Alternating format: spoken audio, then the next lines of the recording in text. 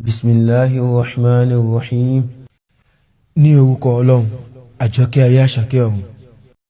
قال الإمام أحمد بن حنبل رحمه الله تعالى: أصول السنة عندنا التمسك بما كان عليه أصحاب رسول الله صلى الله عليه وسلم والاقتداء بهم وترك البدع وكل بدعة فهي ضلالة.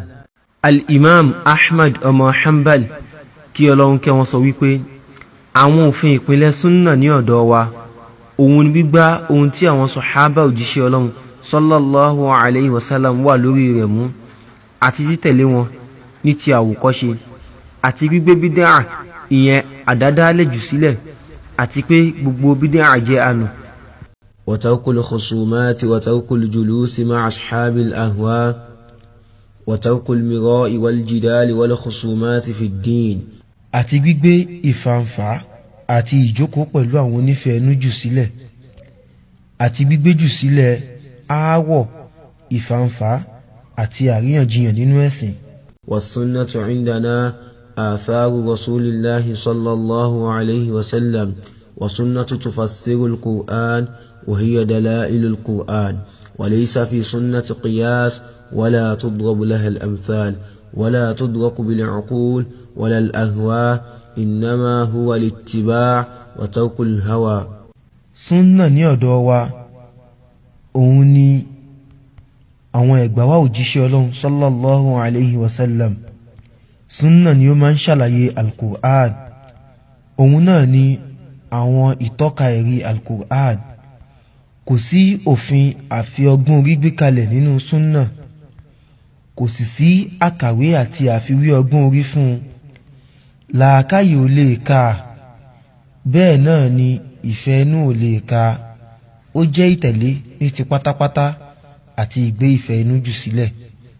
Wa mina sunnati lazimati allati man taraka minha khoslatan lam yaqbalaha wa yu'min biha lam yakun min ahliha al-imanu bil qadari khayrihi wa sharrihi والتصديق بالأحاديث فيه والإيمان بها لا يقال لما ولا كيف إنما هو التصديق والإيمان بها. Lára súnnà tó ṣọ̀ranyàn tó ṣe pé ẹni tí ó bá gbé nǹkan kan jù sílẹ̀ nínú rẹ̀ kò sì tẹ́wọ́ gbà á kò sì nígbàgbọ́ nínú rẹ̀, irúfẹ́ ẹni bẹ́ẹ̀ kò sí nínú àwọn èèyàn onísúnnà. Òun náà ni ìnígbàgbọ́ nínú kádàrá, dáadáa rẹ̀ àti aburú rẹ̀, àti ìfi àwọn àhàdíìsì tó wá nípa rẹ̀ rinlẹ̀ àti ìnígbàgbọ́ nínú wọn. Kò sì gbọdọ̀ sọ wípé kí ló dé tàbí báwo ni. Ó jẹ́ ìfi àwọn àhàdíìsì náà rinlẹ̀ àti ìnígbàgbọ́ nínú wọn. wa man lam ya'rif tafsir al-hadith wa yablughuhu 'aqluhu faqad kufiya dhalika wa uhkima lahu fa'alayhi al-imanu bihi wat-taslimu lahu مثل حديث الصادق المصدوق ومثله ما كان مثله في القدر ومثل أحاديث الرؤية كلها. وإن نبت عن الأسماع واستوحش منها المستمع وإنما عليه الإيمان بها وألا يرد منها حرفا واحدا وغيرها من الأحاديث المأثورات عن الثقات. ẹni tí kò bá mọ àlàyé àtúpalẹ̀ hadithi kan tí làákàyè rẹ̀ kò sì gbé, ìfirinlẹ̀ àti ìnígbàgbọ́ nínú rẹ̀ ti tó, wọ́n sì ṣe ní pípé fún un. Ó pọn dandan fún kí ó ní ìgbàgbọ́ nínú rẹ̀ kí ó sì jupájusẹ̀ sílẹ̀ fún, gẹ́gẹ́ bí àpẹẹrẹ hadithi olódodo ẹni tí wọ́n gbà lódodo, àti gẹ́gẹ́ bí àpẹẹrẹ gbogbo hadithi tí ó bá jọ nípa kádàrá, àti gbogbo hadithi tó ń sọ nípa rírí tí àwọn olùgbàgbọ́ òdodo yóò rí Ọlọ́run, kódà kí ó kọ gbígbọ́ tàbí kí ó le fún ẹni tí ó ń gbọ́. Ohun tí ó pọn dandan fún ni kí ó ní ìgbàgbọ́ nínú rẹ̀, kò sì gbọdọ̀ kọ harafi kan nínú rẹ̀ àbí nínú àwọn èyí tó yàtọ̀ sí nínú àwọn ẹgbàwá àwọn tí wọ́n ṣe é gbára lé. wa alla yukhasima ahadan wala yunadhirahu wala yata'allama al-jidal fa inna al-kalama fi al-qadari war-ru'yati wal-Qur'ani wa ghayriha min as-sunani makruhun wa manhijun 'anhu.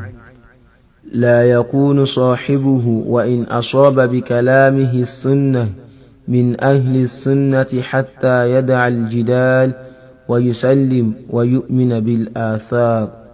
kò sì gbọ́dọ̀ bá ẹnikẹ́ni ṣe ìfànfà, kò sì gbọ́dọ̀ bá àṣà wuyewuye, kò sì gbọ́dọ̀ kọ́ ọgbọ́n orí àlùmọ̀kọ́rọ́yí ìyàn jíjà, nítorí pé dájúdájú ọ̀rọ̀ àlùmọ̀kọ́rọ́yí nípa kádàrá àti nípa rírí tí àwọn olùgbàgbọ́ òdodo yóò rí Ọlọ́run, àti nípa Al-Qur'an, àti nípa àwọn ohun mìíràn tí ó yàtọ̀ sí àwọn wọ̀nyí nínú àwọn súnnà, wọ́n jẹ́ lára àwọn àlámọ̀rí tí wọ́n kọ̀ tí wọn kò sì lẹ́tọ̀ọ́. Ẹni tó bá ń ṣe bẹ́ẹ̀, kódà kí àwọn ọ̀rọ̀ àlùmọ̀kọ́rọ́yí rẹ̀ ṣe déédéé súnnà, kò lè sí nínú àwọn onísúnnà títí tí yóò fi gbé ìyàn jíjà sílẹ̀, tí yóò sì jupájusẹ̀ sílẹ̀ àti gbàgbọ́ nínú àwọn ẹ̀gbà wá. Wal-Qur'anu kalamullah wa laysa bimakhluq wala yad'afu an taqul laysa bimakhluq fa inna kalamallahi sifatun min sifatihi laysa biba'idin minhu wa laysa minhu shay'un makhluq wa laysa shay'un min sifatihi makhluq. Al-Qur'an jẹ́ ọ̀rọ̀ Ọlọ́run, wọn kò sì dáa, kò sì gbọ́dọ̀ kọ́lẹ̀ láti sọ wípé wọn kò dáa, àti pé ọ̀rọ̀ Ọlọ́run jẹ́ ìròyìn nínú àwọn ìròyìn rẹ̀, kò kì í ṣe ohun tó dá dúró kúrò lára rẹ̀, kò sì sí ohun tí wọ́n dá lára rẹ̀, kò sì sí nǹkan kan tí wọ́n dá nínú àwọn ìròyìn rẹ̀. Wa iyyaka wa munadharata man ahdatha fihi wa man qala bil lafzi wa ghayrihi wa man waqafa fihi faqala la adri makhluqun aw laysa bimakhluq wa innama huwa kalamullah fa hadha sahibu bid'ah mithlu man qala huwa makhluq wa innama huwa kalamullah laysa bimakhluq. Ṣọ́ra fún ìmá ṣe ìfànfà pẹ̀lú ẹni tó bá dàdà sílẹ̀ nípa eléyìí, àti ẹni tó bá ń sọ pé wọ́n dá kíka Al-Qur'an tàbí ohun tí ó yàtọ̀ sí, tàbí ẹni tí ó takú tó sì sọ pé mi kò mọ̀ yálà bí wọ́n dá tàbí wọn kò dá, ṣùgbọ́n ó jẹ́ ọ̀rọ̀ Ọlọ́run. Eléyìí náà jẹ́ oníbídíà aládàádálẹ̀, gẹ́gẹ́ bí ẹni tí ó ń sọ wípé wọ́n dá, dájúdájú ó jẹ́ ọ̀rọ̀ Ọlọ́run, wọn kò sì dá.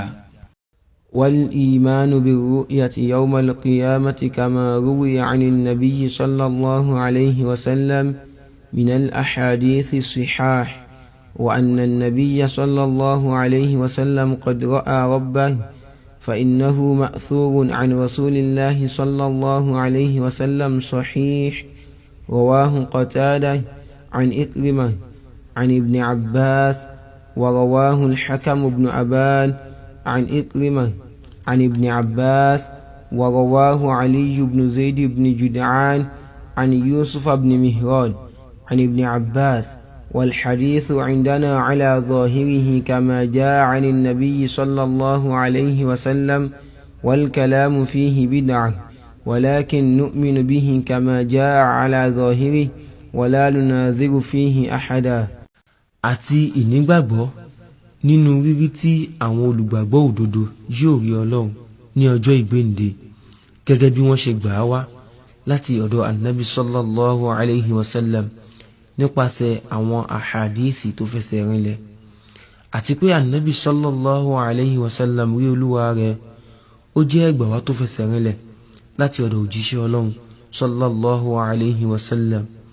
Qatada gbà á wá láti ọ̀dọ̀ Ikrimah láti ọ̀dọ̀ Ibn Abbas. Al-Hakam ọmọ Abani gbà wá láti ọ̀dọ̀ Ikrimah láti ọ̀dọ̀ Ibn Abbas. Ali ọmọ Zaid ọmọ Juda'an gbà wá láti ọ̀dọ̀ Yusuf ọmọ Mihran láti ọ̀dọ̀ Ibn Abbas. Hadith náà ní ọ̀dọ̀ wa ó wà gẹ́gẹ́ bí ó ṣe wá láti ọ̀dọ̀ Annabi sallallahu alayhi wa sallam. Ìmá sọ̀rọ̀ àlùmọ̀kọ́rọ́yí nípa eléyìí jẹ́ bídà, ìyẹn àdádálẹ̀, ṣùgbọ́n a máa gbà á gbọ́ gẹ́gẹ́ bí ó ṣe hàn sí wa, a kò sì ní bá ẹnikẹ́ni ṣe ìfànfà lórí rẹ̀. والإيمان بالميزان يوم القيامة كما جاء يوزن العبد يوم القيامة فلا يزن جناح بعوضة، وتوزن أعمال العباد كما جاء في الأثر، والإيمان به والتصديق به والإعراض عمن رد ذلك وترك مجادلته.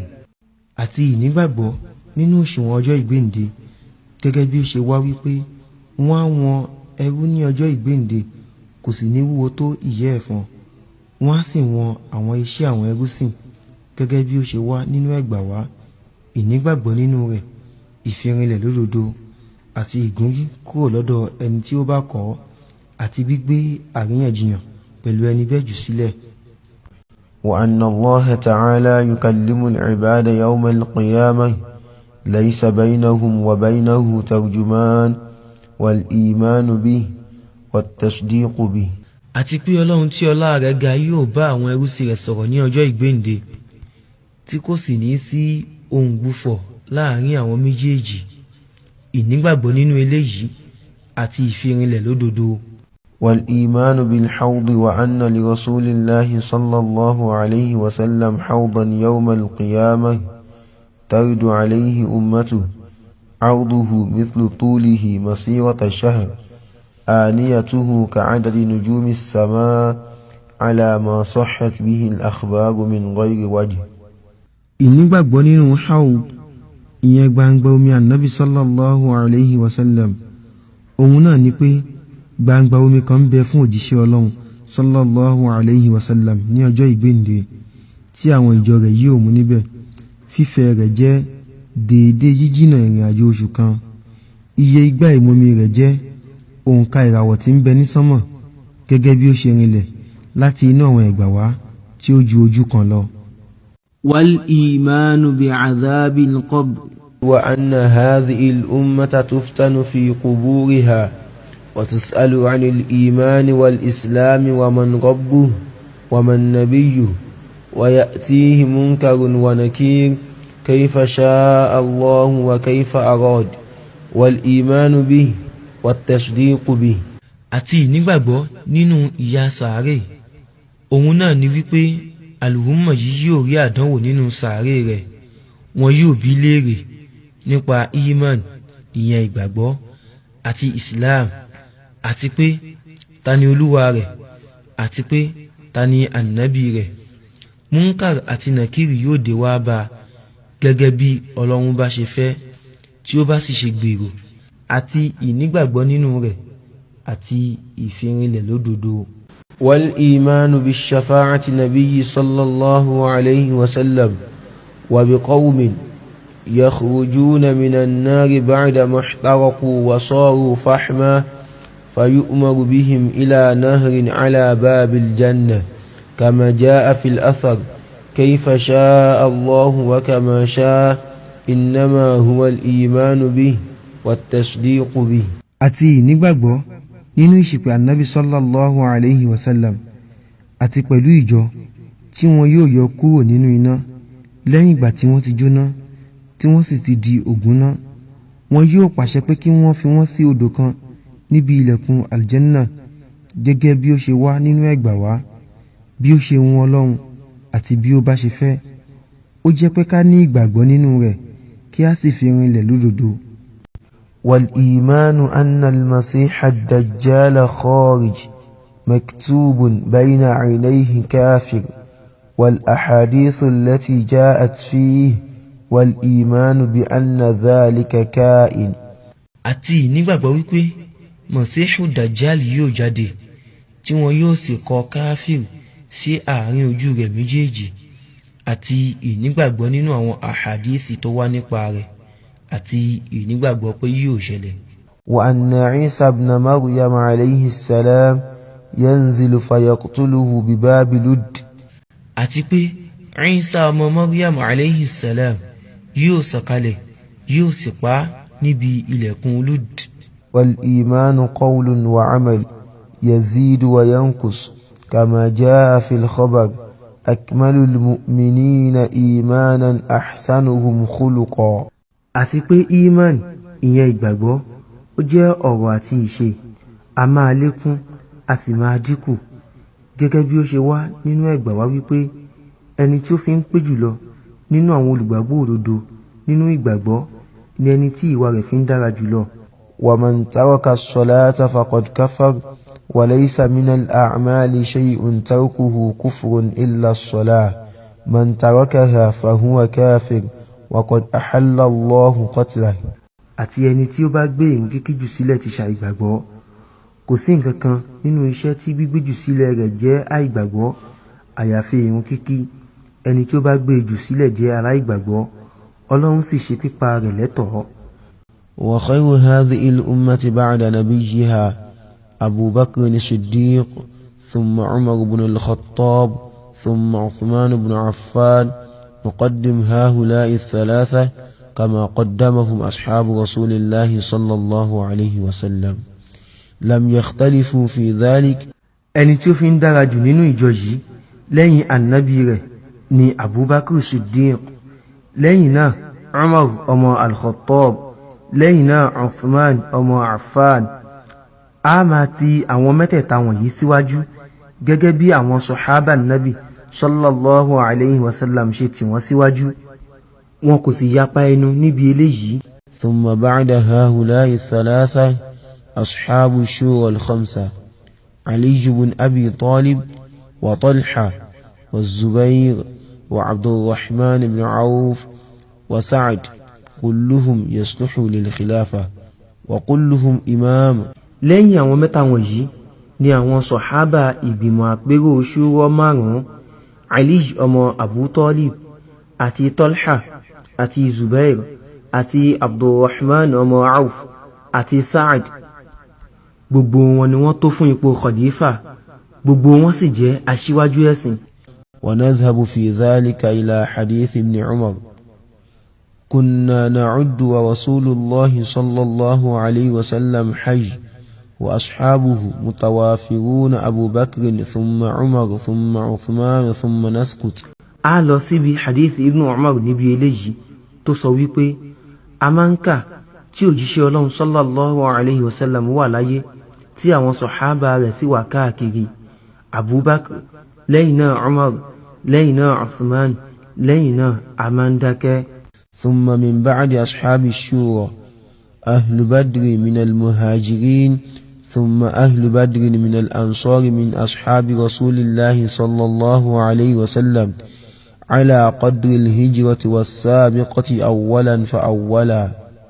lẹ́yìn àwọn sọ̀hábà ìgbìmọ̀ àpérò ṣúrọ́ ni àwọn tí wọ́n jagun Badr nínú àwọn muhajirun, lẹ́yìn náà ni àwọn tí wọ́n jagun Badr nínú àwọn ansar nínú àwọn sọ̀hábà òjíṣẹ́ Ọlọ́run sallallahu alayhi wa sallam lórí bí wọ́n ṣe ṣe ìṣípòpadà hijira àti ìṣáájú ara ẹni. ثم أفضل الناس بعد هؤلاء أصحاب رسول الله صلى الله عليه وسلم القرن الذي بعث فيهم كل من صحبه سنة أو شهرا أو يوما أو ساعة أو رآه فهو من أصحابه له الصحبة على قدر ما صحبه وكانت سابقته معه وسمع منه ونظر إليه نظره. àwọn èèyàn tí wọ́n tún fi ń dára lẹ́yìn àwọn wọ̀nyí ni àwọn sọ̀hábà òjíṣẹ́ Ọlọ́run sallallahu alayhi wa sallam. ìran àwọn èèyàn tí wọ́n gbé dìde ní ìgbà wọn, gbogbo ẹni tó bá wà pẹ̀lú rẹ̀ yálà fún ọdún kan tàbí oṣù kan tàbí ọjọ́ kan tàbí wákàtí kan tàbí ó rí dájúdájú ó jẹ́ ọ̀kan nínú àwọn sọ̀hábà rẹ̀. ẹ̀tọ́ ìjẹ́ sọ̀hábà ń bẹ fún un lórí bí ó bá ṣe wà pẹ̀lú rẹ̀, bí ó bá ṣe gbáwájú níbi wíwà pẹ̀lú rẹ̀, bí ó bá ṣe gbọ́ láti ọ̀dọ̀ rẹ̀ sí, àti bí ó bá sì ṣe wò ó tó. فأدناهم صحبة هو أفضل من القرن الذي لم يروه ولو لقوا الله بجميع الأعمال. كان هؤلاء الذين صحبوا النبي صلى الله عليه وسلم ورأوه وسمعوا منه أفضل لصحبتهم من التابعين ولو عملوا كل أعمال الخير. ẹni tí ó fi ń kéré jùlọ nínú wọn níbi ìjẹ́ sọ̀hábà lọ́lá ju àwọn ìran tí wọn kò rí lọ, kódà kí wọ́n pàdé Ọlọ́run pẹ̀lú gbogbo iṣẹ́ olóore. ẹ rí àwọn sọ̀hábà wọ̀nyí tí wọ́n wà pẹ̀lú ànábì sallallahu alayhi wa sallam, tí wọ́n rí tí wọ́n sì gbọ́ láti ọ̀dọ̀ rẹ̀, wọ́n lọ́lá pẹ̀lú ìjẹ́ sọ̀hábà wọn ju àwọn tábì'ún lọ, kódà kí wọ́n ṣe gbogbo iṣẹ́ olóore. والسمع والطاعة لأئمة وأمير المؤمنين البر والفاجر ومن ولي الخلافة واجتمع الناس عليه ورضوا به ومن غلبهم بالسيف حتى صار خليفة وسمي أمير المؤمنين والغزو ماض مع الأمراء إلى يوم القيامة البر والفاجر لا يترك. ìmá gbọ́ àti ìmá tẹ̀lé àwọn aṣíwájú àti àwọn aláṣẹ àwọn olùgbàgbọ́ òdodo yálà olùṣerere tàbí òbílẹ̀jẹ́ àti gbogbo ẹni tí ó bá ti di khalifa tí àwọn èèyàn sì péjọ fún tí wọ́n yọ́nú sí àti ẹni tí ó borí wọn pẹ̀lú idà títí ó fi di khalifa tí wọ́n sì pè ní olórí àwọn olùgbàgbọ́ òdodo. Ogun jíjà pẹ̀lú àwọn olórí ìyẹn lábẹ́ àṣẹ wọn wà títí di ọjọ́ ìgbéǹde yálà wọ́n jẹ́ olùṣerere tàbí òbílẹ̀jẹ́. A kò gbọdọ̀ gbé ogun jíjà lábẹ́ àṣẹ wọn jù sílẹ̀. وقسمة الفيء وإقامة الحدود إلى الأئمة ماض ليس لأحد أن يطعن عليهم ولا ينازعهم ودفع الصدقات إليهم جاهزة نافذة من دفعها إليهم أجزأت عنه برا كان أو فاجرا. ìpín nǹkan èrè ogun àti ìṣe ìjìyà fún àwọn ẹlẹ́ṣẹ̀ jẹ́ ti àwọn olórí. Kò tọ́ fún ẹnikẹ́ni kó tàbùkù wọn, kò sì gbọdọ̀ wọ ìjà pẹ̀lú wọn. Ìmá kó ìtọrẹ fún wọn lẹ́tọ̀ọ́ ó sì wà, ẹni tó bá kó fún wọn yóò gba tító pẹ̀lú bẹ́ẹ̀, wọ́n jẹ́ olùṣerere ni tàbí òbílẹ̀jẹ́. وصلاة الجمعة خلفه وخلف من ولاه جائزة باقية تامة ركعتين من أعدهما فهو مبتدع تارك للآثار مخالف للسنة ليس له من فضل الجمعة شيء إذا لم ير الصلاة خلف الأئمة من كانوا برهم وفاجرهم. Ìkírun ìrun júmọ́à lẹ́yìn rẹ̀, ìyẹn lẹ́yìn olórí àwọn olùgbàgbọ́ òdodo tàbí lẹ́yìn ẹni tí ó bá yàn, jẹ́ ẹ̀tọ́, ó wà títí, ó sì pé ní rákà méjì. Ẹni tó bá tún méjèèjì dá padà jẹ́ oníbídà tí ó sì gbé àwọn ẹgbàwájú sílẹ̀ tí ó sì yapa súnnà. Kò ní nǹkan kan nínú ọlá júmọ́à tí kò bá ti rí wípé ó lẹ́tọ̀ọ́ kí a kírun lẹ́yìn àwọn olórí, ẹni tó jẹ́ olùṣerere nínú wọn tàbí òbílẹ̀jẹ́ nínú wọn. فالسنة بأن تصلي معهم ركعتين وتدين بأنها تامة لا يكن في صدرك من ذلك شيء. Ohun tí ó jẹ́ súnnà ni wípé kí a kí rákà méjì pẹ̀lú wọn, kí a sì jọ́sìn pẹ̀lú gbígbà wípé ó pé, kí nǹkan kan má sí nínú ọkàn rẹ nípa eléyìí. ومن خرج على إمام من أئمة المسلمين وقد كانوا اجتمعوا عليه وأقروا له بالخلافة بأي وجه كان بالرضا أو بالغلبة فقد شق هذا الخارج عصى المسلمين وخالف الآثار عن رسول الله صلى الله عليه وسلم فإن مات الخارج عليه مات ميتة الجاهلية. ẹni tó bá jáde lé olórí kan nínú àwọn olórí àwọn mùsùlùmí òdodo lórí lẹ́yìn ìgbà tí wọ́n ti péjọ fún un tí wọ́n sì ti fi ìjẹ́ khalifa rẹ̀ rinlẹ̀ lóríṣi ọ̀nà tí kì bá jẹ́, yálà pẹ̀lú wípé wọ́n yọ́nú ni tàbí ó borí wọn. Ẹni tó jáde lé olórí yìí ti pín àwọn mùsùlùmí, ó sì ti yapa àwọn ẹgbà wá láti ọ̀dọ̀ òjíṣẹ́ Ọlọ́run sallallahu alayhi wa sallam. Tí ẹni tó jáde lé olórí lórí yìí bá sì kú sórí rẹ̀, ó kú ní kíkú ìgbà jàhílíyà. ولا يحل قتال السلطان ولا الخروج عليه لأحد من الناس فمن فعل ذلك فهو مبتدع على غير السنة والطريق. Bíbá olórí ìlú jà kò lẹ́tọ̀ọ́, kò sì lẹ́tọ̀ọ́ fún ẹnikẹ́ni nínú àwọn èèyàn láti jáde lé lórí. Ẹni tó bá ṣe bẹ́ẹ̀ jẹ́ aládàdálẹ̀ oníbídà tí kò sì sí lórí súnnà àti ojú ọ̀nà tó tọ́. وقتال اللصوص والخوارج جائز إذا عرضوا للرجل في نفسه وماله فله أن يقاتل عن نفسه وماله ويدفع عنها بكل ما يقدر، وليس له إذا فارقوه أو تركوه أن يطلبهم ولا يتبع آثارهم. ليس لأحد إلا الإمام أو ولاة المسلمين. ìmá bá àwọn adigunjalè tàbí àwọn agbésùnmọ̀mí Khawarij jà lẹ́tọ̀ọ́ tí èèyàn bá fẹ́ dáàbò bo ẹ̀mí ara rẹ̀ àti dúkìá rẹ̀. Ó tọ́ fún un kí ó jà fún ẹ̀mí àti dúkìá rẹ̀ kí ó sì dáàbò bò ó pẹ̀lú gbogbo agbára rẹ̀. Kò tọ́ fún un tí wọ́n bá fi sílẹ̀ tàbí wọ́n gbé jù sílẹ̀ kí ó máa wá wọn tàbí lépa wọn. Kò tọ́ fún ẹnikẹ́ni àyàfi olórí tàbí ẹni tí àṣẹ àwọn mùsùlùmí bá wà lọ́wọ́ rẹ̀. إنما له أن يدفع عن نفسه في مقامه ذلك وينوي بجهده ألا يقتل أحدا، فإن مات على يديه في دفعه عن نفسه في المعركة فأبعد الله المقتول، وإن قتل هذا في تلك الحال وهو يدفع عن نفسه وماله وجوت له الشهادة كما جاء في الأحاديث.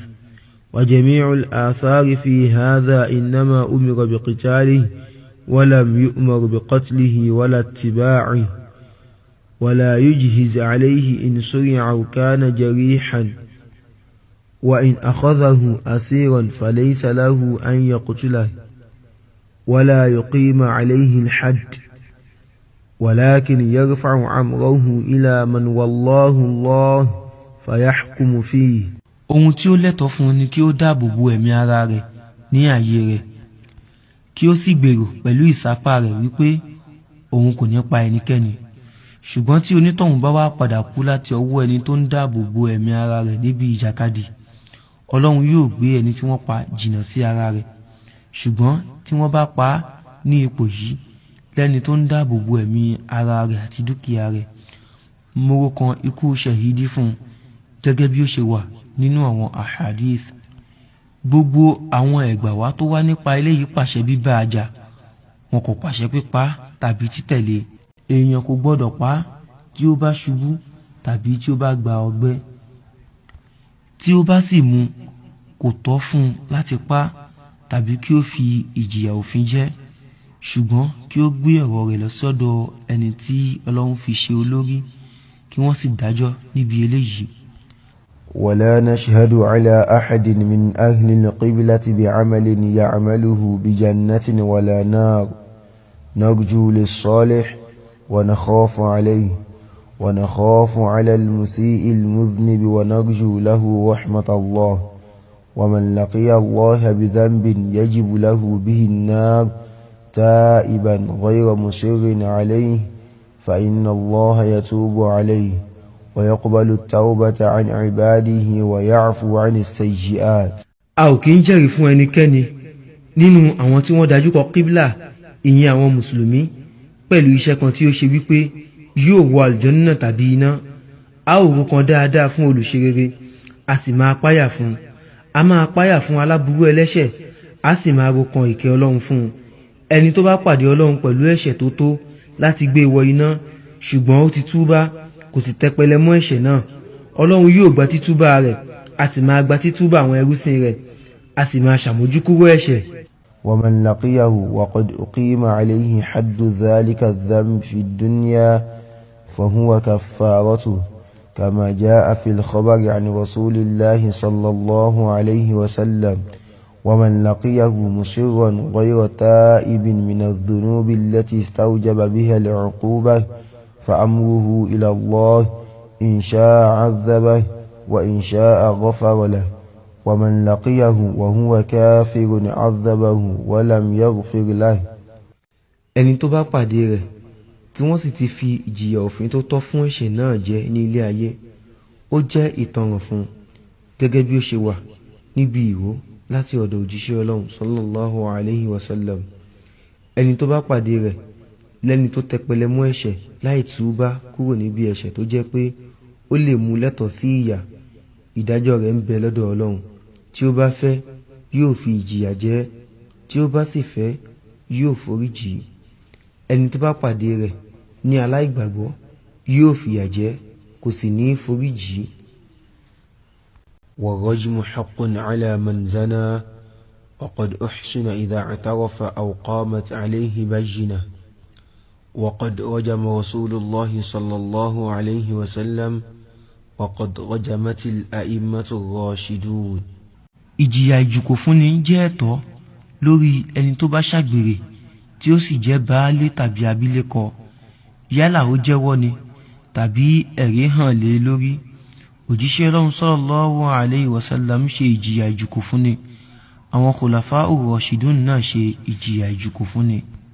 ومن انتقص أحدا من أصحاب رسول الله صلى الله عليه وسلم أو أبغضه بحدث منه أو ذكر مساويه كان مبتدعا حتى يترحم عليهم جميعا ويكون قلبه لهم سليما. ẹni tó bá tàbùkù ìkankan nínú àwọn sàhábà òjíṣẹ́ Ọlọ́run sallallahu alayhi wa sallam tàbí ó kórìíra rẹ̀ nítorí nǹkan kan tó ṣẹlẹ̀ láti ọwọ́ rẹ̀ tàbí ó mẹ́nuba àwọn àléébù rẹ̀, irúfẹ́ ẹni bẹ́ẹ̀ jẹ́ aládàádálẹ̀ oníbídàá títí tí yóò fi tọrọ ìkẹ́ fún gbogbo wọn pátápátá tí ọkàn rẹ̀ yóò sì mọ́ sí gbogbo wọn. والنفاق هو الكفر أن يكفر بالله ويعبد غيره ويظهر الإسلام في العلانية مثل المنافقين الذين كانوا على عهد رسول الله صلى الله عليه وسلم. àgàbàgebè ìwà mùnáfíkì jẹ́ ìṣàìgbàgbọ́, òun náà ni ìṣàìgbàgbọ́ sí Ọlọ́run àti ìmáṣe ohun mìíràn. ìwà máa fi ìsìláàmù hàn ní gbangba gẹ́gẹ́ bí àpẹẹrẹ àwọn mùnáfíkì ìgbà ayé òjíṣẹ́ Ọlọ́run sallallahu alayhi wa sallam. وقوله صلى الله عليه وسلم ثلاث من كن فيه فهو منافق هذا على التغليظ نرويها كما جاءت ولا نفسرها. ọ̀rọ̀ òjíṣẹ́ Ọlọ́run sallallahu alayhi wa sallam tó sọ wípé ẹni tó bá ní nǹkan mẹ́ta yìí lára jẹ́ mùnáfíkì. eléyìí wà lórí ìmútóbi, a máa gbà gẹ́gẹ́ bí ó ṣe wá, a kò sì ní fọ́ sí wẹ́wẹ́ lálàyé. وقوله لا ترجعوا بعدي كفارا ضلالا يضرب بعضكم رقاب بعض. àti ọ̀rọ̀ rẹ̀ tó sọ pé ẹ má di kèfèrí ẹni tó sọnù lẹ́yìn mi tí apá kan a máa pa apá kejì. ومثل إذا التقى المسلمان بسيفيهما فالقاتل والمقتول في النار. gẹ́gẹ́ bí àpẹẹrẹ tí mùsùlùmí méjì bá dojú ìdà kọra wọn, ẹni tó pààyàn àti ẹni tí wọ́n pa wà nínú iná. ومثل سباب المسلم فسوق وقتاله كفر. gẹ́gẹ́ bí àpẹẹrẹ bíbú mùsùlùmí jẹ́ ìwà pòókì, bíbá ajá sì jẹ́ ìṣàìgbàgbọ́. ومثل من قال لأخيه يا كافر فقد باء بها أحدهما. gẹ́gẹ́ bí àpẹẹrẹ ẹni tó bá sọ fún ọmọ ìyá rẹ̀ wípé ìrẹ́ kèfèrí, ìjẹ́ kèfèrí yóò padà sí ọ̀dọ̀ ìkan nínú àwọn méjèèjì. ومثل كفر بالله تبرؤ من نسب وإن دق. gẹ́gẹ́ bí àpẹẹrẹ ìṣàìgbàgbọ́ sí Ọlọ́run ní kíkọ okùn ìbí kódà kí ó kéré. ونحو هذه الأحاديث مما قد صح وحفظ فإنا نسلم له وإن لم نعلم تفسيرها ولا نتكلم فيها ولا نجادل فيها ولا نفسر هذه الأحاديث إلا بمثل ما جاءت ولا نردها إلا بأحق منها. àti àwọn ohun tí ó bá jọ nínú àwọn hadithi yìí nínú àwọn tó fẹsẹ̀ rinlẹ̀ tí wọ́n sì ti ṣọ́, a máa jupájusẹ̀ sílẹ̀ fún kódà kí a má mọ àlàyé rẹ̀. a kò ní sọ ọ̀rọ̀ àlùmọ̀kọ́rọ́ yìí sí, a kò sì ní ṣàríyànjiyàn nípa rẹ̀, a kò sì ní ṣàlàyé àwọn àhàdíìsì yìí àyàfi pẹ̀lú àwọn àpẹẹrẹ ohun tí wọ́n bá wá pẹ̀lú rẹ̀, a kò sì ní kọ́ àyàfi pẹ̀lú èyí tó bá dára jù lọ. والجنة والنار مخلوقتان قد خلقتا كما جاء عن رسول الله صلى الله عليه وسلم دخلت الجنة فرأيت قصرا ورأيت الكوثر واطلعت في الجنة فرأيت أكثر أهلها كذا واطلعت في النار فرأيت كذا وكذا. الجنة تينا جẹ́ ohun dídá tí wọ́n sì ti dá wọn gẹ́gẹ́ bí ó ṣe wá láti ọ̀dọ̀ òjíṣẹ́ Ọlọ́run sallallahu alayhi wa sallam tó sọ wípé mo wọ aljanna mo sì rí ilé alára mo sì rí alkauthar mo wo aljanna mo rí èyí tó pọ̀jù nínú ara ibẹ̀ báyìí mo sì wo iná mo rí báyìí báyìí. فمن زعم أنهما لم تخلقا فهو مكذب بالقرآن وأحاديث رسول الله صلى الله عليه وسلم ولا أحسبه يؤمن بالجنة والنار. ẹni tó bá gbà wípé wọn kò tí ì ṣẹ̀dá méjèèjì irú ẹni bẹ́ẹ̀ ń pe al-Qur'an àti àwọn ahadith òjíṣẹ́ Ọlọ́run sallallahu alayhi wa sallam nírọ́ mi kò sì rí ẹni bẹ́ẹ̀ lẹ́ni tó gbàgbọ́ nínú aljanna tàbí iná. ومن مات من أهل القبلة موحدا يصلى عليه ويستغفر له ولا يحجب عنه الاستغفار ولا تترك الصلاة عليه لذنب أذنبه صغيرا كان أو كبيرا وأمره إلى الله تعالى. ẹni tó bá kú nínú àwọn tí wọ́n ń dájú kọ kíbla lẹ́ni tó mú Ọlọ́run lọ́kan ṣoṣo á kírun sí i lára a sì máa tọrọ àforíjì fún a kò sì ní kọdí ìwà foríjì fún a kò sì ní gbé kíkírun sí i lára jù sílẹ̀ nítorí ẹ̀ṣẹ̀ kan tí ó dá ó kéré ni tàbí ó tóbi ìdájọ́ ọ̀rọ̀ rẹ̀ ń bẹ pẹ̀lú Ọlọ́run tí ọlá rẹ̀ ga.